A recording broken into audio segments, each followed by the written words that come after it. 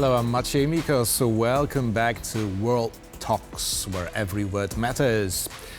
The migration issue has once again taken the center stage of European politics and poses a true challenge for the whole European Union.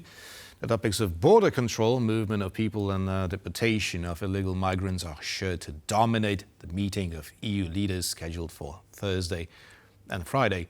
And so we are joined by Wojciech Przybylski, editor-in-chief of Visegrad Insight, to talk about the latest proposals from Ursula von der Leyen in this regard. Good afternoon.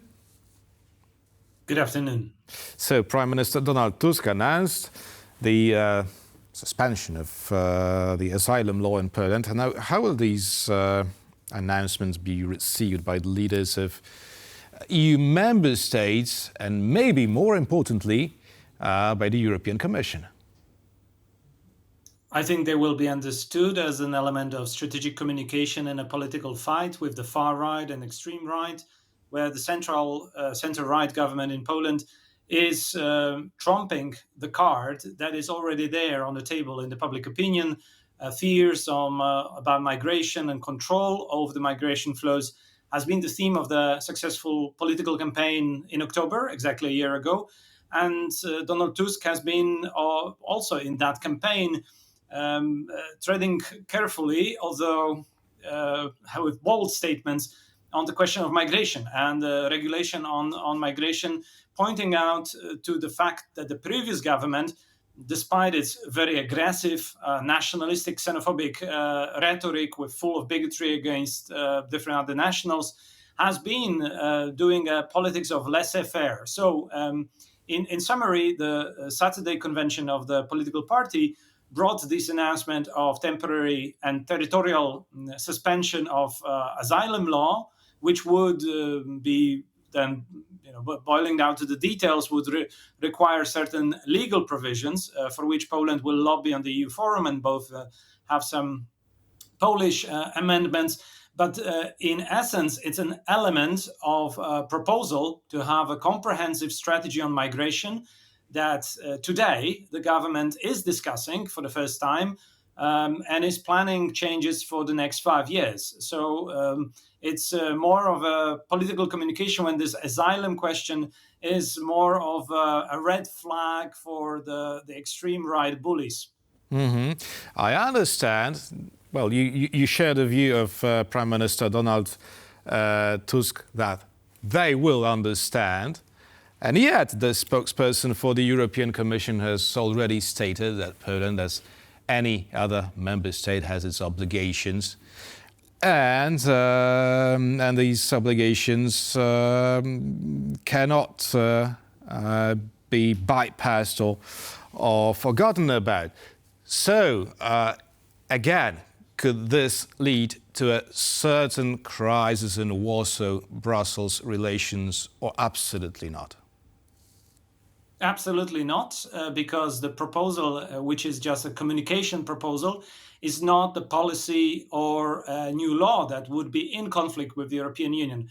What we heard also on Saturday from the political communication from the Prime Minister himself was that, in essence, we will see an effort of the government to convince European partners to amend the law, so to reflect on the fact that Poland is, like Finland and the Baltic states, are bordering with not migration countries, but sponsors of the illegal border crossing, irregular border crossing that jeopardize security of the whole union.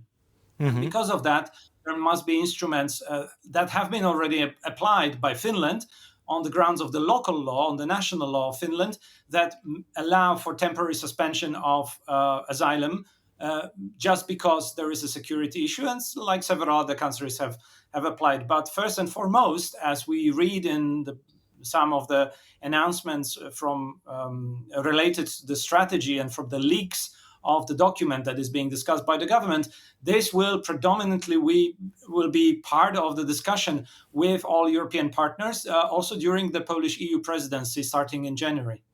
So what do we know about this Polish migration policy? What will it consist of? Deputy Minister for Internal Affairs, Mr. Duszczyk, who is also a professor, a world-known professor of migration studies, has put forward 8 pillars of the migration strategy that emphasize, indeed, security and control, sense of control and actual control of the borders, which are essential for any country to exist on the map of modern world. And the asylum question is a minority, or it's a single issue that is there. But other than that, there is a comprehensive approach to the question of controlling and actually enhancing ability of the government to invite people who are welcome in Poland because of their specific economic qualifications on the job market. Poland has, for a number of consecutive years, for even 7 years already, displayed this very welcoming attitude towards third country nationals. Poland, even before the war in Ukraine, the recent invasion of Russia in Ukraine, for 5 years have been the first biggest country in the EU with registration of third country nationals, reaching the point of 1 million newcomers in 2021. That needs to be organized and needs to have also ability of the public services to cope with it, including Polish language, which is, as many of our viewers know, not the easiest in the world to learn and to master, which allow then a full also ability to use public services, freedoms and rights that are attached to being a part of the Polish community as citizen or as a migrant. Number of these issues, including relocation or including not a relocation, but including incentives to relocate to Poland for those who left Poland, will be also matched with a number of coordination efforts with all the institutions that are interested, from business, from schools, universities, and public local administration. So in a sense, we will have the first ever attempt to tackle the problem that is growing for Poland objectively, regardless even of the situation with border with Belarus. And Poland is learning from the mistakes of many countries in the West, like Germany, that did this laissez-faire policy and are facing tremendous social problems or public policy problems today. Right. Now, EU is also, of course, EU is also seeking a solution to the problem, and lately it has been concentrating rather on deportations and expulsions than seeking a long-term solution. Why so? There are different pressures connected to different perspectives, and we have a number of countries, especially in the south of Europe, that have been left alone, frankly, with the problem of incoming irregular migration.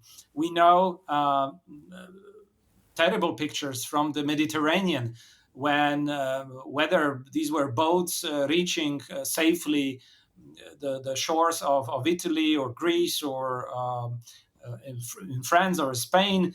They were seeing a number of people who were seeking refuge, and they were selling everything they had in their previous life to reach the safe haven of the European Union. And this was creating a massive overall problem for countries that were these first countries receiving them and having very little solidarity from everyone else in Europe.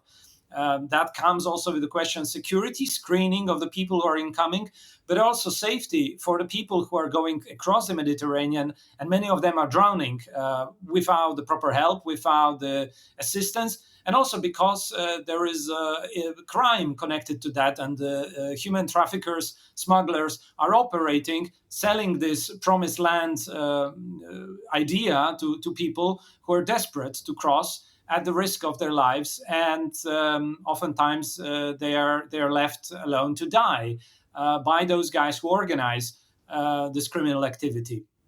So you say that if they were to be just sent back immediately upon arriving on the EU soil, that would help the problem, that would solve it?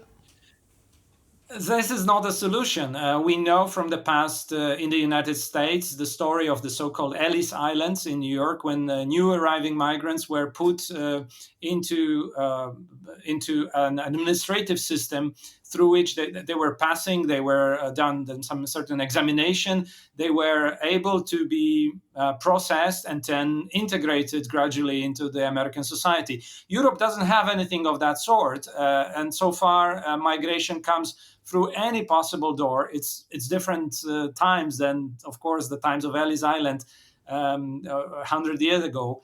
And what we know is that some solutions seem very desperate. We have this proposal on the table of having Albania as sort of an Ellis Island for not really a deportation, but the space for processing people's who are arriving to European Union on their way to whatever destiny will be allowed by the law and by the conditions of the European countries. We have the new migration pact that has just been adopted last year and now is being implemented, but it's not enough. This migration pact has a very rudimentary, basic coordination effort between the European countries to even start doing something about the problem that has been known for over 10 years. And by the way, and this is critical, has been fueling a lot of the far right and extreme right narrative that has been building on the inability of governments across Europe to control the situation and to provide a sense of security. Wojciech Przybylski, editor-in-chief of Visegrad Insight, was our guest today. Thank you very much for sharing your views with us. Thank you.